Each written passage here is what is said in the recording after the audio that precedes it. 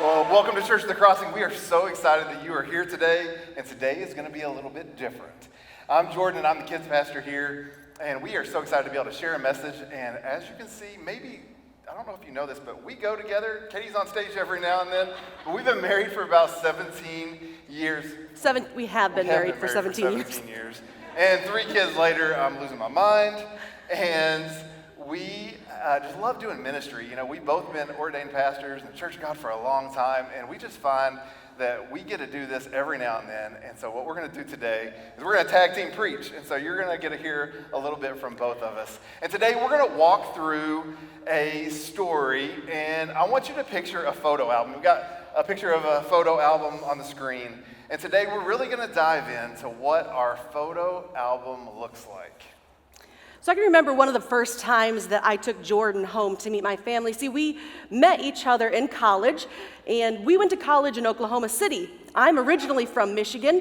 He's originally from Kentucky by way of Texas, because that makes sense. And we met each other, and it was between our junior and our senior year. And we had gotten to know each other. And I thought, it's about time, maybe I should bring him to my family to meet them, because we're all a little crazy, and maybe he doesn't want to be connected with me forever, but he did, thank the Lord. And when we took him home over that little vacation that we had, we were probably not in the room about 20, 30, maybe 40 minutes. And my mom marches over to the closet, pulls down the family photo album. I don't know about you, but this photo album has me, in the bathtub, covered in bubbles with a Santa beard, that kind of photo album, from my childhood. And my family and I, we had a wonderful time reminiscing, because the pictures have stories attached to them, and we would tell the story as to why this picture was in there. And then we got to the point where I think Jordan was maybe poking fun at my awkward years, and I brought some of those pictures to show you. So this is me in probably 5th grade, my before 5th grade school picture, and I'm rocking the perm. Anybody else ever have a perm? Okay, good. Phew. So I'm rocking the perm and my fake pearls and my seashell pants. You probably can't see them, but they're awesome. So that's 5th grade. Here's me in 10th grade. Again, my awkward years, right? I am rocking. You can't see them. They're little tiny shiny things right there by my ears. Those are fishbone earrings. Yes, that was a thing in 10th grade. And I can also remember the time when Jordan brought me his photo album to look at. He actually had one on campus. And so we were sitting there in the dorm room, and he's like, "Here's my photo album. I'm so excited for you to see it." So I opened his photo album, and his photo album is full of cars. Why don't you tell us about that? Yeah, so I don't know if you remember the late 90s, early 2000s. There was this movie called Fast and Furious that came out, and I was addicted to this movie. In fact, I wanted cars that looked like they were in the movie. So very bottom picture was my first car, and I had to get it all cool looking, or what I thought was cool at 17 years old. And then I moved up to this next car. So the top picture, there's a little picture of me, but really the car is what I was showing. And I realize now, we were laughing about this earlier, if social media was what it was today, I probably could have had an advertisement for McDonald's on this car and made some money with that bright red and yellow paint. And it had a glitter clear coat, and it had a huge stereo system, and I thought I was awesome. So I would show these pictures, and this is what I loved, was cars. Well, today we want to dive in and turn pages in our memories, and not just our physical photo album, but we also want to walk through a spiritual photo album per se. And simply put, today we want to remember that pictures capture the experience, and it retells the story for those that come after us. So you can go on a vacation and you can take these elaborate pictures of beaches and water and all these places, and you come back and you show these pictures to your friends, now on a phone, not in a photo album. But they can't truly experience where you are and what you did without a picture, right? Because you can't just say, "Oh, I was on this beautiful beach." No, you have to show them that. Then they can see and they can envision and they can realize where you were and where you're at. Today, we're going to be diving into the book of Deuteronomy, and Deuteronomy is a summary pretty much of the first 4 books of the Bible. And today, we want you to remember this big idea that we are God's people, living out God's story for those that come after us. But before we can explore the present and the past, we have to understand where we've came from as Christians. So what Jordan was saying is that the book of Deuteronomy really is a retelling of the first 4 books of the Bible. We see in Genesis that God created the world, and we have the Tower of Babel, and we have Noah and the ark. But also, you see the story of the Israelites emerge there. And the Israelites are God's people. And so we're going to use the book of Deuteronomy as a photo album, a family album for those of us in this room. Because this is our spiritual heritage. This is where we come from. And in the book of Deuteronomy, and throughout the entire Bible, to be honest, you hear this phrase, God of our fathers, Abraham, Isaac, and Jacob. And that's where we're going to start today. The God of our fathers, Abraham, Isaac, and Jacob. Jacob is where we're going to start. And Jacob had 12 sons. And Jacob absolutely was the one that wrestled with God, and his name was changed to Israel, hence the Israelites. So Jacob's name was changed to Israel, and he had 12 sons, and his youngest son's name was Joseph. You might know his story, Joseph and the amazing coat, the beautiful coat of many colors. And Joseph's brothers did not like that Joseph was Jacob's favorite son. And so his brothers devised a plan and eventually sold Joseph into slavery. They came back to their father and said, "Your son is dead." That's kind of the end of that portion of that story. But Joseph's story continued. After he was sold to those slave traders, he was then sold into slavery in Egypt. So Egypt is a land that is foreign. The Israelites, they live over here in this lush, beautiful land. And Egypt is a land that is foreign to Joseph. And in this foreign land, Joseph worked his way kind of up the ladder. He started as a slave. And then he was accused of having adulterous affairs, and he was thrown in prison. And then he had some relationships in prison, and eventually he got the ear of the Pharaoh in that he was able to tell the Pharaoh what his dream had meant. And this dream that Joseph interpreted was all about a famine that was coming. And so the Pharaoh took Joseph and said, "You're going to be my second in command. Right underneath me, put this plan into place so that we do not starve during this famine." So for years, Joseph had told people, okay, if you give a little bit here, we will be safe during this famine. And so it happens that there comes a famine. And over here in the land of Jacob and his sons, they did not prepare for this famine, and they were starving. But they had heard over in Egypt there was food. So Jacob says to the other sons, "Go over there to Egypt, and I want you to ask them for some food." Well, again, Joseph was head of Egypt at this time underneath Pharaoh. And Jacob and his sons did not know that Joseph was still alive. They really thought in their heart that he was dead. Can you believe the surprise when those brothers come to Egypt and realize this is Joseph? But God, in his great mercy, had a plan of reconciliation.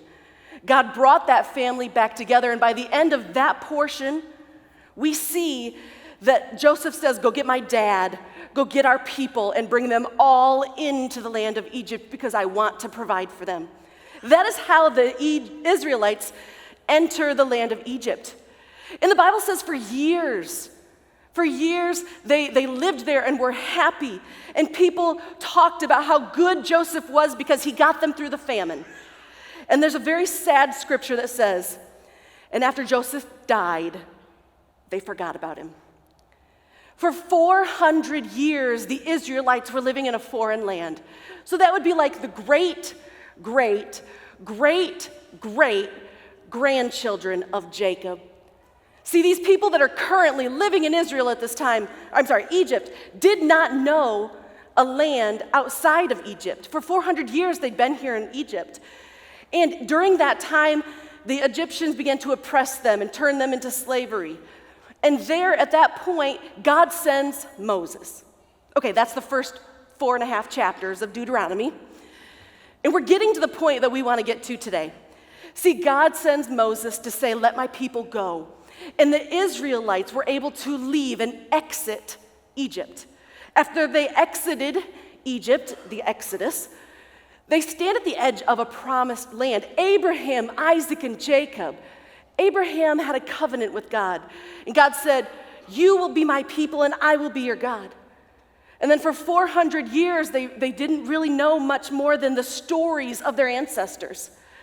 And here they are on the edge of the promised land. From 400 years ago, they're going to enter this land that they'd never been to. And the Israelites, they began to get a little nervous. And they began to have a lot of doubt. And they began to not understand that they needed to trust God. And at that point, God said, go in and take the land.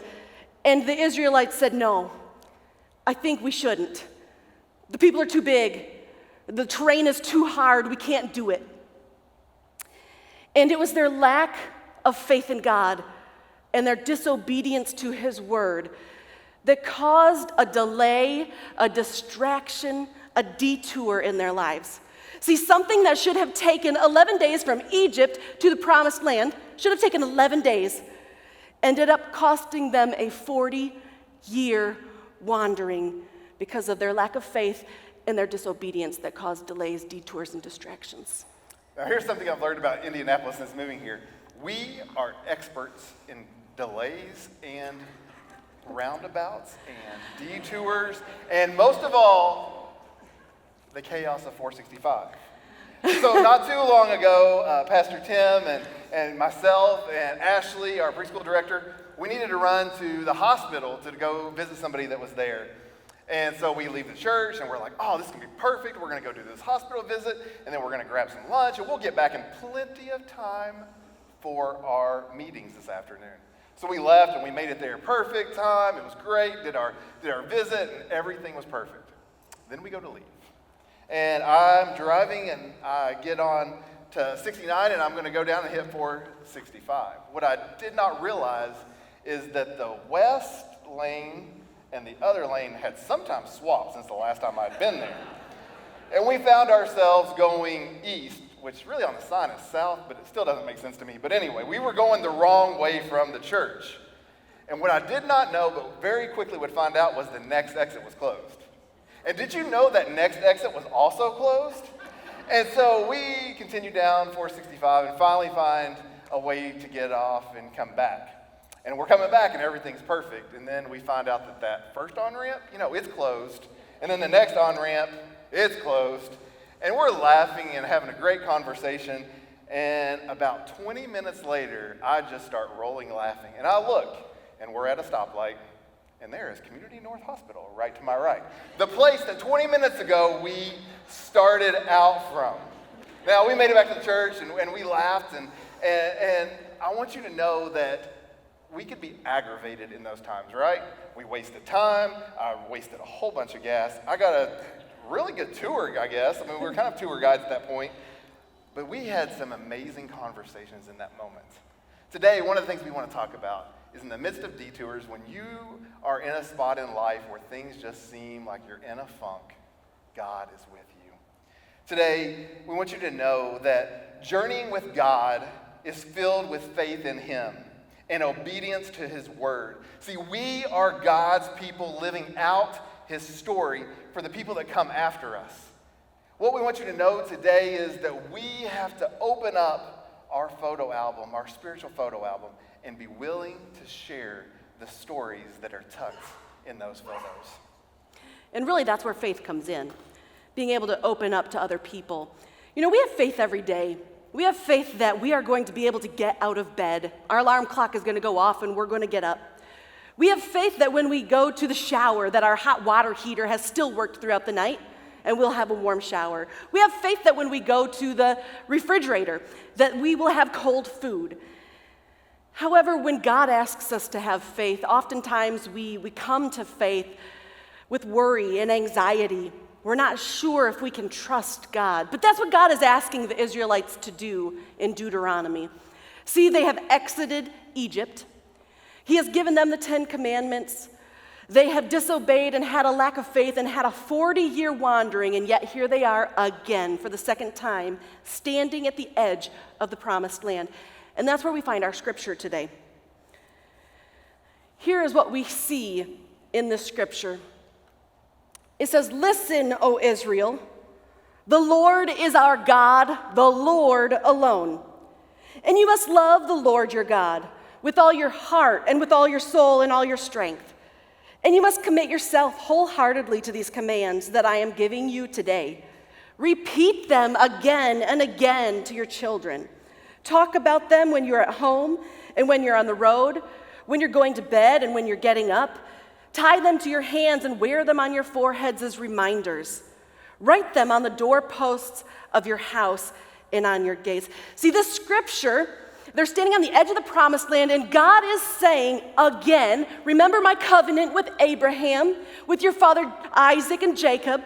I am, after 400 years, still in a covenant relationship with you. I am your God. You are my people, and this is how you're going to love me. See, we often face distractions and delays in our relationship with God, but he says, trust me. Listen to me. I've got you. I've got this. See, they were promised this land from their ancestors, and yet it's a land that is inhabited by a different people, a land that's inhabited by different cultures, by different worship, by people that altogether did not serve or know the God of the Israelites. And even through his great wisdom, God knew those pitfalls were there, and he calls them to attention. And he says, "Listen, O Israel, in this land of multiple gods, I am your God. And in this place of multiple cultures and people, you are my people." His oneness is what he declares, and he declares his desire to be their God. Now, this is the moment when God is telling the Israelites, listen to me. Now, many of you, if you're parents and have raised young kids, this is the moment when, for the first time, you may have let your child's hand go in a parking lot and say, "Stay with me." And if you're like me and you've done this multiple times, I got down on a knee. I grabbed my child's chin. I said, "Look me in the eyes. Listen to me. This parking lot is dangerous. There are cars zooming everywhere. I am trusting you to walk by yourself, but I need you to stay with me. I need you to keep your ears on and pay attention, because I will tell you if something goes crazy. I will tell you if there's a car coming. I will tell you if you need to stop or if you need to go or if you need to hurry. I will tell you when to cross the road and go in." And so this is the moment when God is saying that, and the Israelites have to listen. And what God is saying, it's not about control. It's about protection and love. He's saying, I want to protect you because I love you so much. See, God's love for us and for them is so huge that we can't comprehend it, so we can't fully understand it. But here's what Moses says. He explains in this way: "You will inhabit houses you did not build, fields you did not plant, but be careful not to forget the Lord." He's saying, you're going to go in this land and there is going to be beautiful things. There's going to be houses that you have never seen. There's going to be maybe trees and greenery that you have never experienced before. But listen to me. You will get distracted easily. I want you to know, look at me. I am with you. And so he's saying that don't let these things distract you. And we see, he says, listen, oh. And what I think he's saying, listen, oh, Jordan. Listen, oh, in fact, put your name in there. Listen, oh, what's your name? Katie. He's saying, listen to me. The Lord, your God, our God, is with you. The Lord alone. Jordan said it's about protection and it's about love. And oftentimes in the church, we hear that God loves us. And God showed his love for us in that he sent his son, Jesus. And really quick, I want to walk you through that portion of what love looks like. You see, in the very beginning of creation, the reason we were created is that God loved us. And he wanted to have a deep relationship with us. And we walked with God in the cool of the night, the Bible says. And we had this amazing relationship with him. And then sin entered the picture. And sin is simply a church word to say disobedience. And that entered the picture, and that broke the relationship we had with our God creator. And it was a chasm that was so wide that nothing we could do, the good that we did, was not enough. The things that we did for him was not enough. But the Bible says that Jesus Christ came. He was God himself, came in human form, and Jesus lived a perfect, sinless life. And Jesus died in our place, a perfect, sinless death. And Jesus rose again, a perfect, sinless Savior, so that he could be that bridge that envelops that chasm, that we can now have a right relationship with our God again. And it's only through Jesus Christ that we can have this relationship. And that's God's grand gesture of love for us. And in this verse, God is saying, I am your God, you are my people, and this is how you love me. It says, you must love the Lord your God with all your heart, with all your soul, and with all your strength. And you must commit yourselves wholeheartedly to these commands that I'm giving you today. Well, Jordan had mentioned this earlier, but we have 3 boys. Maybe you didn't mention that, but we have 3 boys. And I was sitting on the edge of my 13-year-old's bed a couple months ago, and we were just having a great conversation, and we are both pastors, so he's grown up in church, and I just kind of looked at him and I said, do you know that God loves you? And he gave me that look that only a 13-year-old boy can give their mother, like, duh, But he said, yeah. And then it was just a couple seconds, and I said, how do we love him back? And that question really opened up a great opportunity for us to talk about what it means to love God with our whole selves. And in that is what God is saying here. This is how you're going to love me. You're going to love me with your whole heart, with your whole mind, with your whole self, wholehearted. I know that a lot of times when we hear this verse, we like to segment it, which is great. We say, I'm going to love God with my whole heart. All of my affections, they're going to be for God. And I'm going to love him with my whole soul, with everything in me, all my innermost being.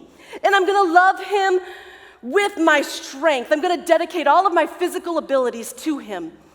And the answer to that is yes. God says all of it. I want all of it. I want all of your heart. I want all of your affection. I want all of your strength. I don't know about you, but I have one room in my house that gets all the clutter. And, when somebody comes over, maybe there's a knock at the door, I'm like, oh, boys, grab all the stuff and shove it in my bedroom. Close the door. Or there's company coming over. Oh, we didn't plan for that, so grab all of the clean laundry and put it in my room. Yes, I have a pile of clean laundry in my living room. It's okay, we're busy. But it's kind of like that's what happens in our lives when we try to segment this and don't give all to God. We say, God, I'm going to give you my love, but this part right here, you're not going to want it because it's a little messed up, and I'm sorry, but let me fix this before I give it to you. Or God, I want to give you all of my heart, but I have some bitterness in there that I just can't get over. And you can have my heart, but I think we're going to keep that right there. When we do that and we segment that, that's not how God has asked us to be. He's asked us to be wholeheartedly in love with him. This love for God is not necessarily something that we feel. When you look at the words in the scriptures, and you pull out those original meanings, it talks about how all three of these words, our heart, our soul, our mind, our strength, all of those words come back and they really reference the whole self, all of me, every fiber of my being. I am to love God with all of it. It's not necessarily the action of loving God. It's the way that I pour out myself for God. That's what it is to love God. It reminds me, so a while back I was in a counselor's office and we were talking, and he blatantly pretty well said, "Jordan, you know what your problem is?" Now, I love when a counselor says that because you're like, well, if I knew what my problem was, I wouldn't be here. But he drew this house up on the whiteboard and he said, "Hey, this is how you do relationships." And so he walked through and he said, "There's the house, and there's the yard, and there's the sidewalk, and there's a front gate." A lot of times in life, you have a lot of relationships that you never allow past the gate. They're your neighbors that you say hi to. They're walking their dog. It's annoying people maybe that pass by you, and you don't know their name, but you say hi every morning because you haven't allowed them in. Then there's the people that you allow into the gate. Now, those are the people that may stay on the front yard, and when you're cutting grass, you talk about the weather or those generic conversations. But then there's the people that you allow to the front porch. And those are the people that you're willing to sit with for a while when the weather's perfect and it's exactly the element you need. And you're not willing to give up more information than you want, but you're sometimes willing to listen a little longer. And then there's the people that make it into the living room. This is where we get the old idea of courtship, right? People slowly allowed them into their house. And there's the family room, and that's where things start to get serious. You're willing to listen a little longer and maybe speak a little more. Then there's the people that you allow into your kitchen. And see, your kitchen is where life happens. It's also where some messes happen. But it's people you're willing to cook with, you're willing to have a meal with, you're willing to allow the walls that you've put up to start going down. You begin to have some deeper conversations. You allow yourself to be vulnerable. You allow yourself to show emotion. And then there's the people that you allow into that room. And those are usually a select few people. And those are the people you really trust. You're willing to be vulnerable with. You're willing to tell the rough stuff. You're willing to show that photo album of the pictures that may not depict you the way you want to be depicted. And he asked me, "Jordan, how many of those people, how many kitchen people do you have? How many of that room people do you have? How many front porch people do you have? Because you have a whole lot of gate people." And that's what this is saying is, God is saying, I can't be a gate person. I can't be a family room person. I can't be a kitchen person for you or with you. I have to have all of you. I need you without walls. Because I know it all anyway, right? Don't try to filter the pictures that you show me. A lot of times when we're talking about our spiritual photo book, we want to flip around where people can't see the times we were in distractions, the times we were in delays, the times that we were on a detour. We don't want to show those.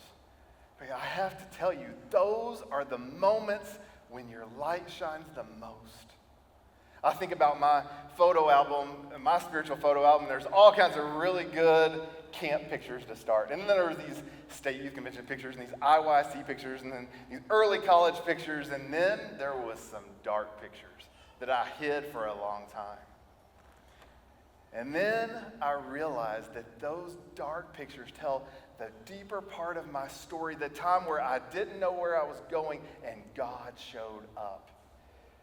See, Deuteronomy 6:7-9 says, "Repeat these commands again and again to your children. Talk about them when you're at home and when you're on the road, when you're going to bed and when you're getting up. Tie them to your hands and wear them on your foreheads as reminders. Write them on your doorposts of your house and on your gates." See, he's saying, God's people, we are to live out the story of God for those that come after us. Now, he's not saying come after us as if we're dead. He's saying those down the road that are going to know the faith.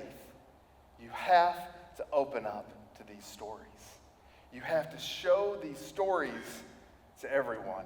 So today, as we wrap up, we want to share 2 steps, 2 really easy ways to live out the story of God for those around you. And number 1 is this: become whole, self-devoted. See, that's all loving him with your entire being. That's being totally transparent, being vulnerable, showing the high times, but also showing the low times, showing that detour, even though you felt stuck, you know that God had a destination in mind for you.